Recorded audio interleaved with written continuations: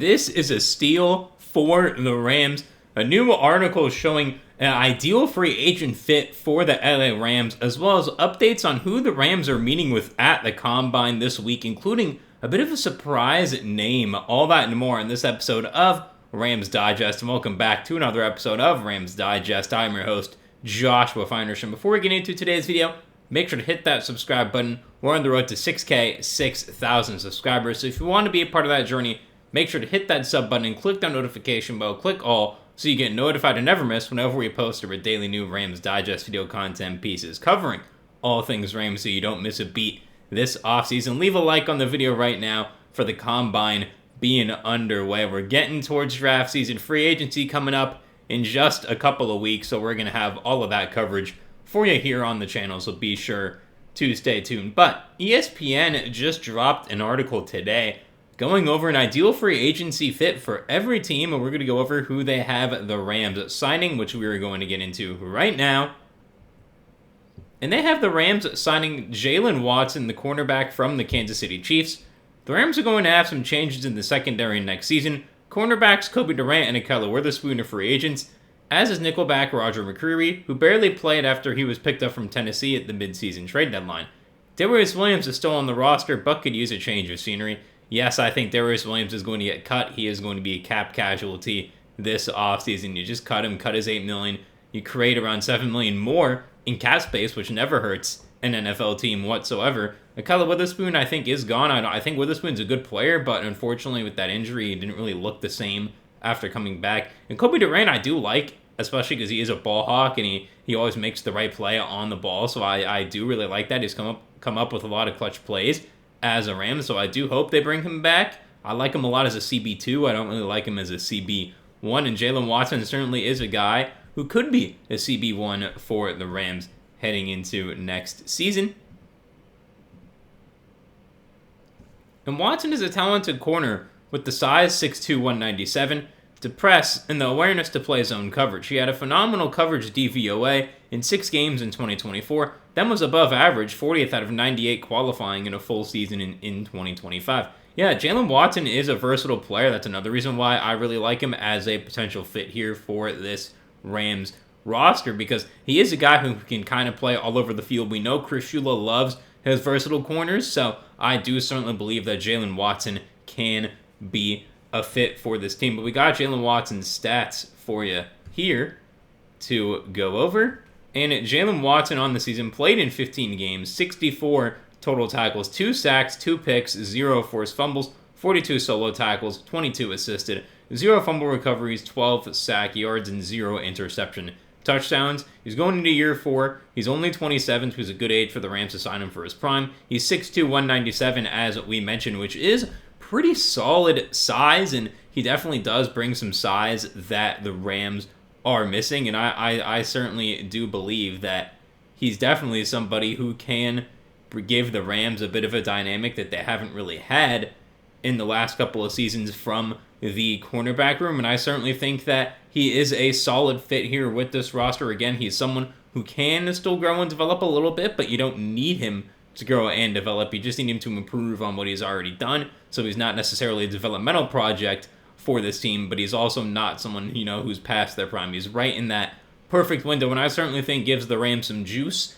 at the cornerback position. Now, is this my cornerback one target? No, I personally have it being Nashon Wright, because the Bears have so many different free agents. Both of their safeties are free agents as well, and Kevin Byard and Jaquan Brisker. I talked about Brisker as a potential safety signing to replace Cam Kroll, who might be gone. Funny enough, they actually had the Bears at signing Cam Kroll, which would make sense for them because he would be a cheaper option than probably both those guys. But overall, I certainly think, I certainly think that Watson is certainly an option, but I would like Nashon Wright, Week Woolen, or Jamel Dean ahead of him. But if we don't get either of those guys, I do think Jaylen Watson is a good player. The Chiefs probably won't bring him back. If they don't bring him back, then they should keep Trent McDuffie, but if they want to bring him back, then they will trade Trent McDuffie. So the Rams have a chance to get either of the Chiefs corners, but I certainly think Jaylen Watson would make a positive impact on this Rams team. And now, let's compare him to Cobie Durant, the free agent this offseason. And Cobie Durant on the season played in all 17 games, 40 total tackles, 0 sacks, 3 picks, 0 forced fumbles, 30 solo, tackles, 10 assisted, 1 fumble recovery, 0 sack yards, and 1 interception touchdown. Durant also going into year 4, also 27. Only 5'11", 182, so not necessarily the size that you want for a Ram per se. For the Rams corner room, I should say, not for any Ram, but for this Rams corner room, he certainly does have elite ball skills, as I've already mentioned, and it does make a lot of sense to bring Cobie Durant back, because I think, again, he'd be a good CB2. He's a guy who knows how to read routes very, very well, but against more physical receivers, he certainly does kind of get bodied a little bit because of his frame. I think he could use to put on a little bit of extra weight in the offseason to certainly help out with that. Now, Jaylen Watson as well, having 2 sacks on the Chris Shula likes a lot with Jalen McCullough, are those defensive back blitzes. Quentin Lake's done it a little bit, and Jaylen Watson would also add another dimension to that part of this Rams defense. Now, my take is that I think they should go and see what Jaylen Watson wants in a contract. Speaking of his market value here, Jaylen Watson's market value on SpotRack is $12.5 million average annual salary, 3 years, $37 million, which would put him at the 23rd paid corner in the NFL, which I think is certainly fair. Now, if we go to Cobie Durant, the Athletic has him at 4 years, $41 million. Over the cap has him at $7.8 million. So Cobie Durant would be a little cheaper. That would be $10.25 million for the Athletic's predictions. So you save a little bit of money on Cobie Durant, but especially at a position like corner where the Rams need to improve, especially if you do cut Darius Williams and create an extra $7 million. The Rams already have in the top 10 most cap space in the NFL. I certainly think they could go after and get both of these guys if they wanted to. Now, me personally, I do think Jaylen Watson has a higher ceiling, but again, I do like Cobie Durant as a depth piece just to have some familiarity in the cornerback room a little bit, because I don't think you should get rid of everyone. I think Cobie Durant was not one of the main reasons why the cornerback room was the way it was at the end of last season. And as well, as always, make sure to leave your thoughts on this down below in the comments. Do you think the Rams signing Jaylen Watson in free agency improves the cornerback room going into next season? Why for yes and for no? To me, I certainly believe that it does improve this unit for the Rams. And now we have to get into what the Rams are doing at the Combine and the prospects that they are meeting with, because they have been busy despite not having a large turnout to the Combine in terms of the amount of personnel that the Rams sent over. However, the Rams are meeting with a bunch of the top prospects at many different positions. This story is from Rams Wire that we will be getting into right now. Excuse me. Here we go.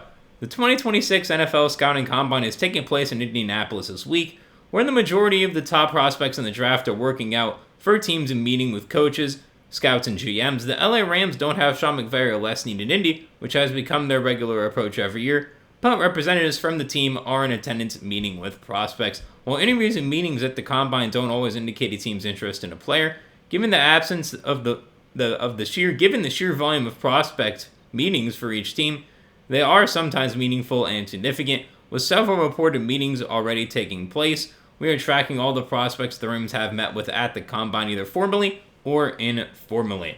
So, to get us started here, the Rams definitely need to meet with prospects. I certainly think this is the right thing to do here for the Rams. Now, you'll see some of the names that they are meeting with, and it definitely did surprise me a little bit here. And the fact that they're meeting with 2 wide receivers, Brennan Thompson from Mississippi State was formal, and wide receiver Makai Lemon out of USC. Now, Brennan Thompson, I looked him up. He's more of a day 3 prospect, so I'm not really going to be going in depth on him. But Makai Lemon I've talked about quite a bit here. I like the prospect. Don't love the fit for him as a Ram. I don't necessarily think it's the right move. But the name that really surprises me here is edge rusher Rueben Bain, a formal meeting from Miami. Now, I certainly did not think Rueben Bain was even going to be here at number 13, but people are concerned because he has short arms, which didn't bother him in college. Don't think it'll bother him in the NFL, but we're going to get to him in a little bit just to show the rest of the prospects. At linebacker, Josiah Trotter from Missouri, a formal meeting, and cornerbacks, Mansour Delaney out of LSU with a formal meeting. Love to see that. Also, Colton Hood today ran a 4.44 40, so he performed well in that aspect of the combine. I like Colton Hood a lot if they can't get Mansour Delaney. But the main guy that I want to talk about here for sure is Rueben Bain, just because I did not think that Rueben Bain was going to be here whatsoever for this Rams team. Now, Rueben Bain is certainly one of the best players in the draft class. So, again, the fact that he is here, really, really surprising. Rueben Bain on the season last year had 30 solo tackles. He had 9.5 sacks, was absolutely amazing. 1 forced fumble, 1 interception. He's 6'3", 275. He has really, really good overall size.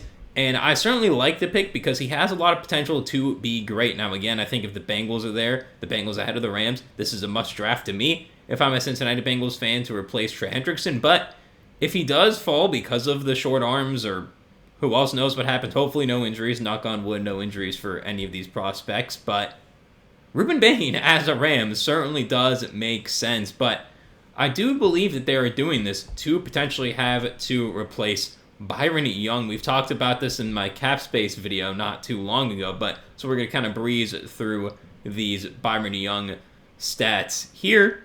I apologize that this is the Eagles picture of Byron Young. We are working on getting the right photos.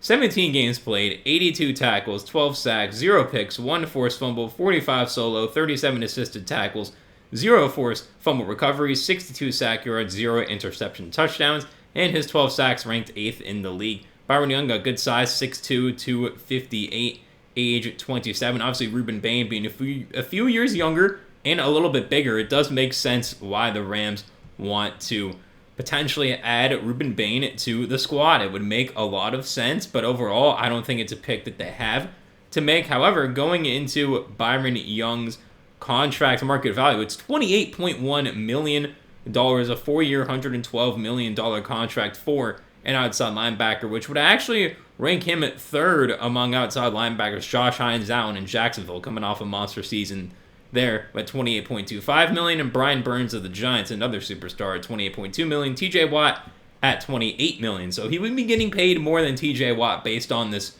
market value. Again, this is just a projection. Nothing's been signed yet, but I don't know if I want to pay Byron Young more than TJ Watt right now, or as much as Brian Burns, Josh Hines down. I like Byron Young. If Byron Young was closer to $20 million, I would do it, but I certainly don't think he's top 3 at his position right now. And again, I think you would get a lot for Byron Young on the trade market, and Rueben Bain would not be as expensive. The 13th overall pick here in the draft would have a total contract of $24.497 million, and his year 1 earnings will be about $4.4 million based on a spot rag. That's where all these values are coming from. So again, having Rueben Bain for $4.4 million and under that $15 million mark for a few years certainly does help out your cap situation. It allows you to keep Cobie Turner and add some more players in free agency. Once Stafford retires, once Durant retires, you can replace those guys a little bit easier. So I could understand this. Byron Young, I do think you can get a second-round pick for. You could probably get an impact player who's on a cheaper contract as well. I certainly would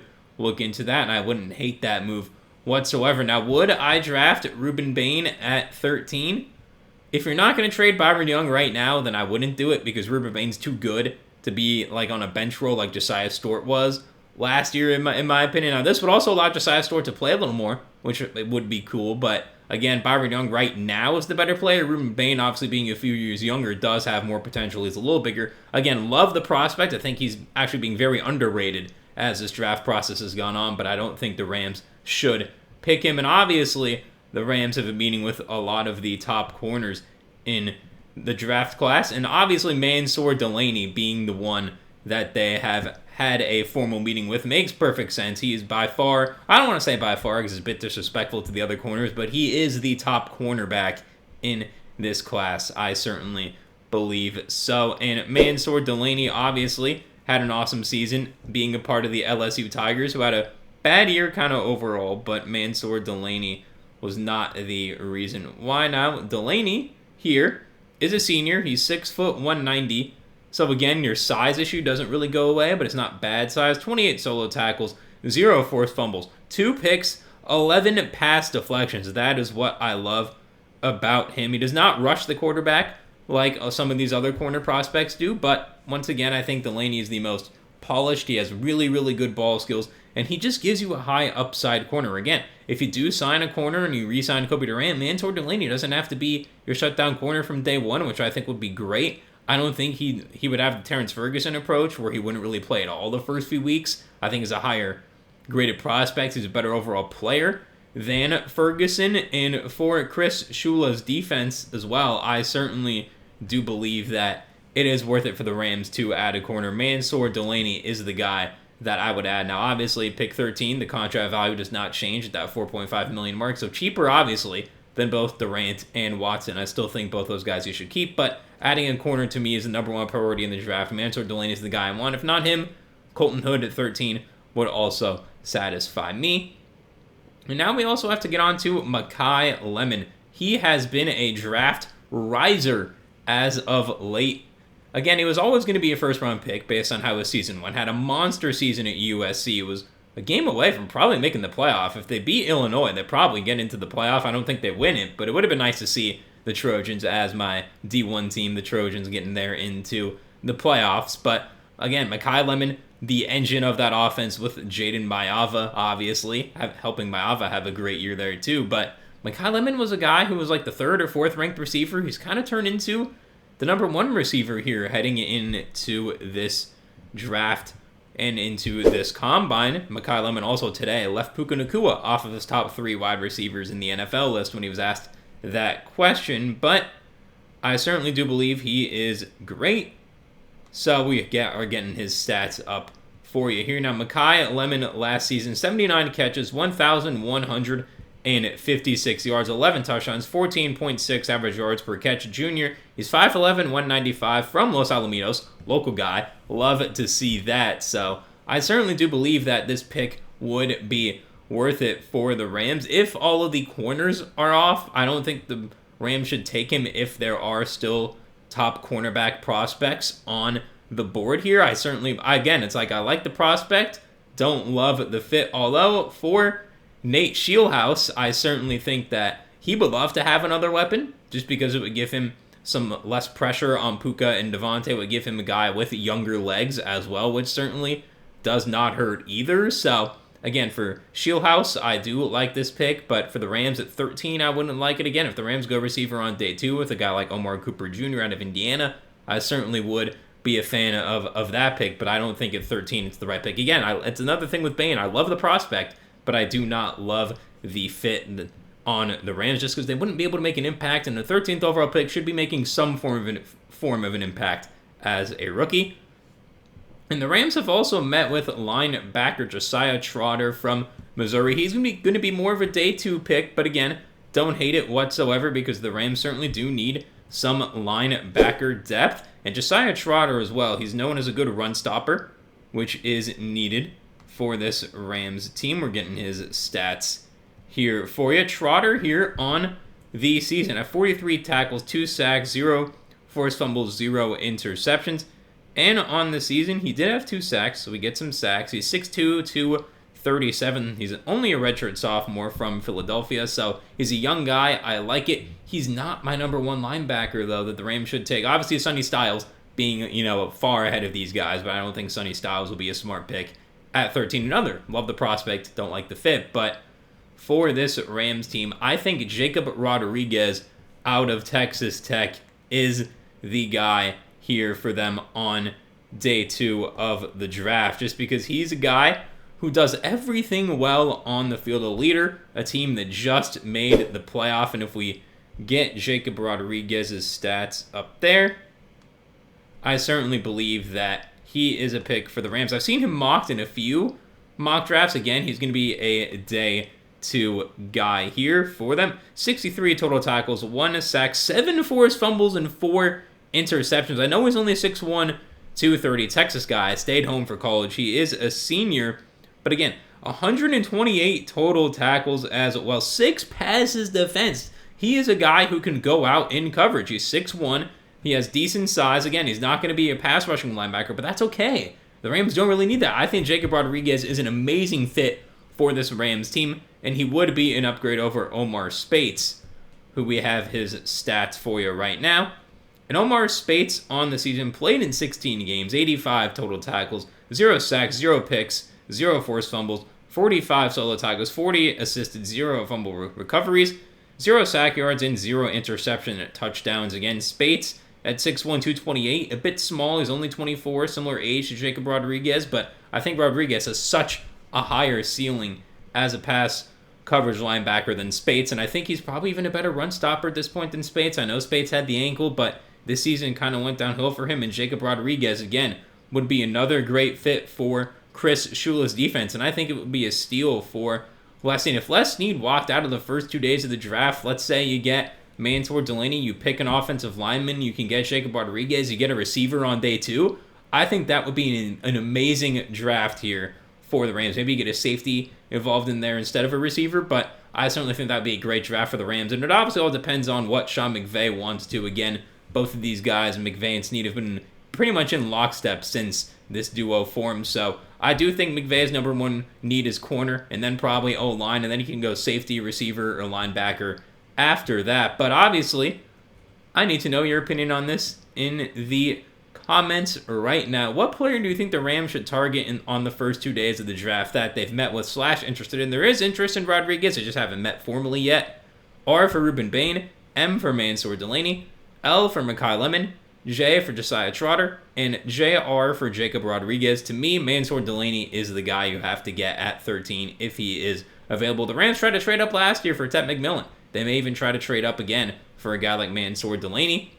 And that was all for this episode of Rams Digest. Remember to hit that subscribe button right now. We're on the road to 6K, 6,000 subscribers. So if you want to be a part of that journey, make sure to hit that sub button and click the notification bell. Click all so you get notified and never miss whenever we post our daily new Rams Digest video content pieces covering all things Rams so you don't miss a beat this offseason. Leave a like right now in this video for Combine Week and leave a like for the Rams to have a good offseason. Remember, comment down below your thoughts on the Jaylen Watson signing and the Rams Combine so far. I've been your host, Joshua Finehirsh, as always. Thank you very much for watching another episode of Rams Digest. Hope you enjoyed it. I'll see you soon for another one, and have a great rest of your day.